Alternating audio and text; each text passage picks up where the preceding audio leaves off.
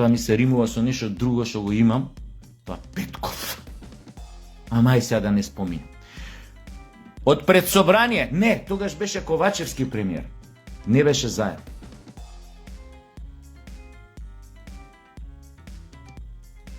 Мислам Ковачевски, само што дојде да биде премиер Ковачевски, не ме држете за таче. Од предсобрание, новинарката го прашува, значи 20 камери снимаат, нели настан дошле бугарите, тоа е Бугарија договор за пријателство, во она сега ќе се гушкаме, нели тоа е и времето кога овој Пендаровски председателот на Бојко Борисов му кажа љубави, па после се правдаше дека му рекол хубави. Кај си хубави, глупост. Везе нема, шизофренија класична. Новинарката го прашува премиерот тогаше на Бугарија. Што правиме со македонците во Бугарија после 16 пресуди од Страсбург, дали ќе добијат право да си формираат организација на македонците невладина што и да е. Знаете што кажа? Пред очите на цела јавност, светска, европска, македонска, камери 20-30. Рече, няма такова малцинство. 30 секунди после изјавата доаѓа Тачи и се избушка. Премиер на Македонија. После таква изјава иде и се гушка со тоа. Знаете што при премиеру таква ситуација? Му се јавува на министерот на внатрешни, му се јавува на директорот на Агенција за државна безбедност, за национална безбедност, и му вика веднаш овој човек со целата своја свита да се испрати до граница, до Девебар и да се избрка назад, да се врати у Софија. Да се испрати до граница и да го се гушкав тега. За Бојко колку пати сте го гушнале, тоа не се број. Тоа стварно не се број, тоа е безбројно пати сте го гушнале, сте го гушнале Бојко. Бојко ви беше како башта. Татко на български. Кој ќе ви доеше, сите му се смешка, му се клања. Бојко е телохранител на Тодор Живков. Интелектуална способност не ја коментирам.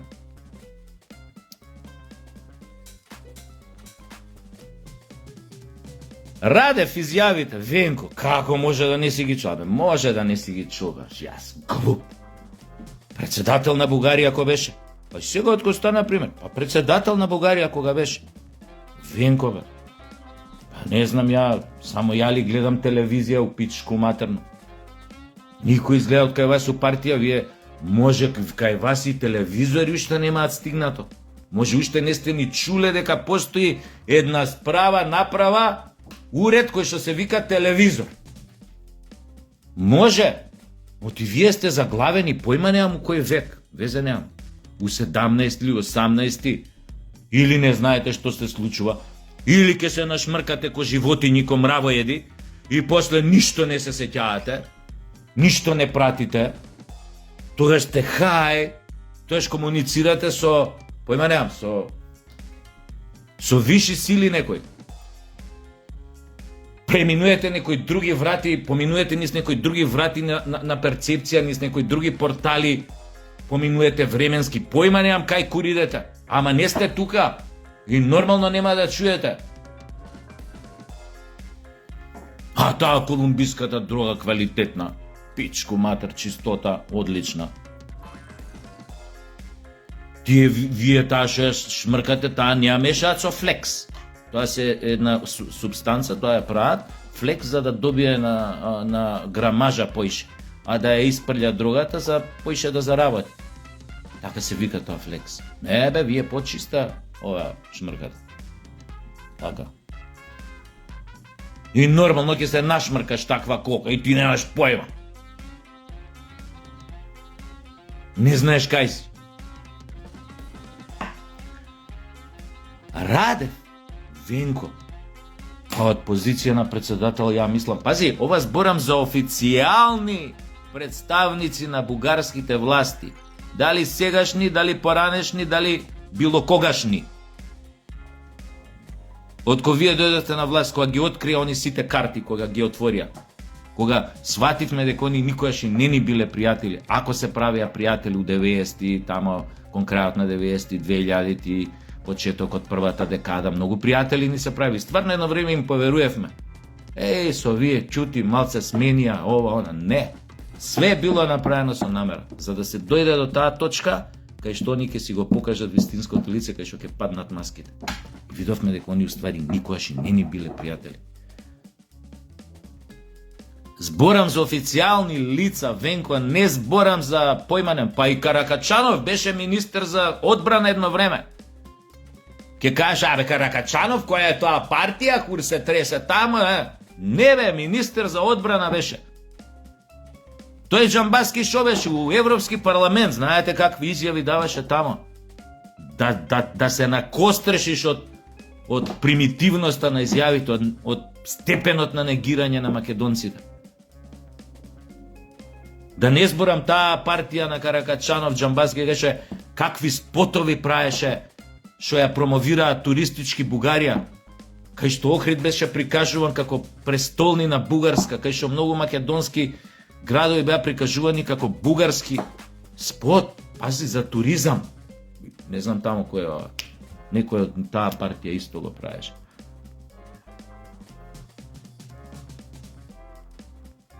Па ќе кажам, како може да не си чул, јеби?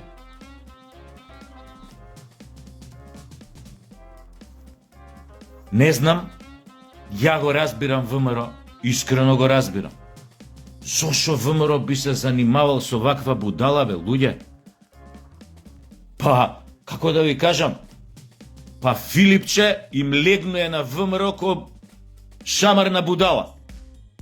Па ни, ВМРО, свика, и то бе овој, вака, овие ако продужат, останавме ние на власт у наредни 50 години, абе без проблем. Секој така би се однесол ко ВМРО ваков случај. Имаш една, како да ви кажам, еден изгубен у времето, кој што е председател на некогаш најголемата партија у Македонија со ВМРО.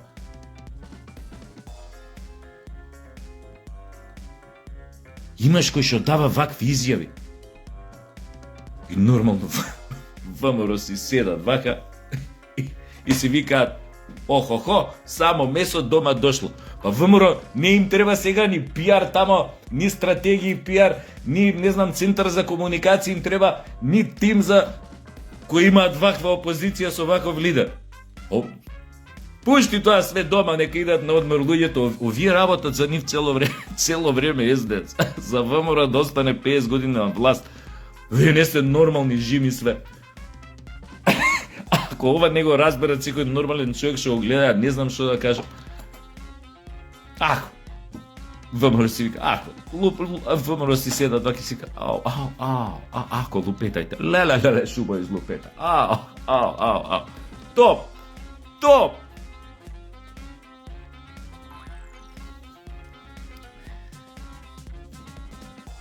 И кој излегував од тамо, нормално со оваа мајчка. Пичко матере, motherfucker. И ми текна Тито кога му се поклонуеше на Гоце Делчев во Свети Спас. Кога му доаѓаше на гробот, Тито. Пошто нели на денешен ден и он умре. Баш на тоа ми текна, пошто Тито има и такви изјави давано, имаше голем пиетет кон Гоце Делчев. Не тоа дека бил председател на држава, па дошол у Македонија, па ајде да на домаќиниве да им изрази. Не. Он има изјави кај што очигледно бил запознаен со неговата борба, со неговото револуционерно дело. Без разлика дали некој го брифирал, дали го знаел од порано, дали он го знаеше неговото дело. И беше со Јованка, мислам тогаш, уште беа заедно, да му се поклони на гробот. На истиот тој 4. мај. Без да знае дека и он ќе замине на оној свет на 4. мај. И ми текна, си викам, и тоа ли е случајно, пичка му матер? Ќе каже сега некој ова, двајцата на 4. мај. Луѓето кои што оставија страватен печат на македонската, на формирањето на македонската држава. Тука немаше никој да негира. Идеалите на Гоце, нормално, број 1, и оно што тоа подоцна го направи Тито во пракса. Кога тие вековни идеали, за кои што во манифестот на Асман пишува Панко Брашнаров, со помош на Народно-ослободителната борба, Народната војска на Југославија, Тито и Комунистичката партија беа конечно остварени со заседанието на Асман. Нема случајности на овој свет. Ете, толку сакав да кажам, со надеж дека ова мое видео Венко ќе го чуе, ќе му биде пренесено, да знае колку ја љуфнал работата, што би рекле битолчани, со изјавата што ја даде денес. Ја искрено настапив сега, за да чуе, да му посочам некои работи, да... Ама, еве сега во овој момент па ми текна. Како ќе ме чуе, како ќе му пренесе? Кога